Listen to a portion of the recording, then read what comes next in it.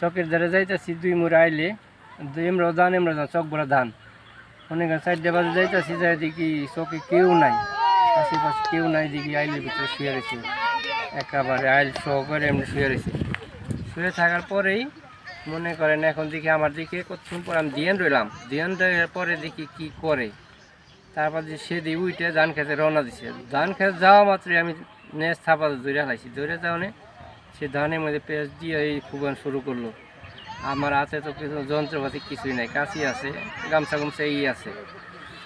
তারপরে সে চিল্লাইয়া মানুষজন ডাকাইয়া লাঠি ছোটা নিয়ে টিয়ে তারপরে সে খাইলে খেতে আছে, এই খাইলে খেতে আনলাম ঘুরাইয়া আইনেন। তারপরে বস্তায় বেড়ে পোলাপান ওখান থেকে নিয়ে আসলাম। পোলাপান যাকে গেছে ওই জায়গায় দেখার জন্য, কিন্তু 50 দিন হবে। তারপর যাইনি এখানে ডাললাম, এখানে ডাইলে টেলে খেলা টেলা দেখে বস্তায় বেড়ে রাখে বাস। তারপর 3 দিন 4 দিন পর এখন সবাই মনে করেন মানা করে যে এতদিন রাখা হ্যান ত্যান এটা সেটা পরে এরপরে মেরে হারায়। আচ্ছা, এটা কি সাপ ছিল? এটা গুপ্পি সাপ ছিল, সাপ ছিল না? হয়ে গুপ্পি। ঠিক আছে।